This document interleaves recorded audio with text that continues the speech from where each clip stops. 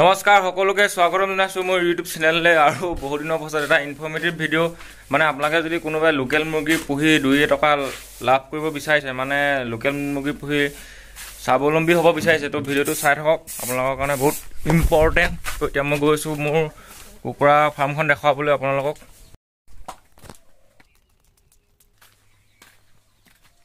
তো এইটোৱে হৈছে মোৰ সৰু কুকুৰা গঁৰালটো দেখিছে আপোনালোকে সৰুকৈ বনাই লৈছোঁ প্ৰায় 100 মান মুৰ্গী ধৰে ইয়াত।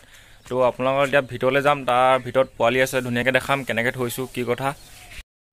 তো দেখিছে এইটোৱে হৈছে কুকুৰা গঁৰালটো আৰু ইয়াত প্ৰায় 100-200 মান কুকুৰা ধৰে আৰু বনাই লৈছোঁ ধুনীয়াকৈ সৰু সুৰাকৈ। আৰু দেখিছে এইখিনি পোৱালিখিনি ইয়াত প্ৰায় 100 মান কুকুৰা পোৱালি আছিলে, তাৰে 2টা মৰিছে আৰু পোৱালিখিনি ধুনীয়াকৈ লাইটিঙৰ ব্যৱস্থা কৰি দিয়া হৈছে যাতে কোনো দিগদাৰ নহয়। আৰু ইয়াত পানীৰ লগত অকণমান ORS মিলাই দিয়া হৈছে যাতে অকণমান ORSটো সিহঁতক সৰু থাকোঁতে দিবলগীয়া হয়। আৰু আপোনালোকে ইচ্ছা কৰিলে আপোনালোকে ভিমাৰেল অলপ দিবও পাৰে পানীৰ লগত, আৰু ইহঁতৰ গ্ৰোথটো তেতিয়া মানে অলপ সোনকালে বাঢ়ে।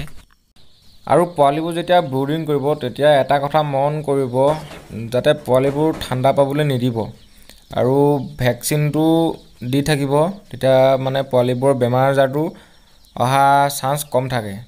আৰু পোৱালিবোৰ সদায় অলপ ভিটামিন দি থাকিব। তো এইখিনি দেখিছে ইয়াত প্ৰায় 100 মান লোকেল কুকুৰা পোৱালি আছিলে আৰু মাজতে 2টা বা 1টা মৰিছে। মানে সৰু থাকোঁতে পোৱালিবোৰ যত্ন কৰাটো বহুত কষ্টকৰ হয় মানে ব্ৰুডিং কৰাটো।